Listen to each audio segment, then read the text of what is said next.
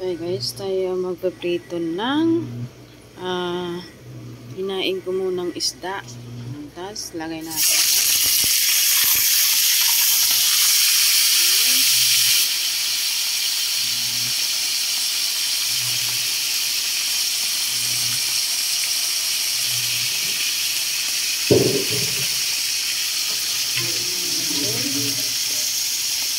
Dapat pala kakaob muna yung sirada. Sa ganun. Sa ganyan. Ayos. Yan. Ganyan. Ito natin. Isda.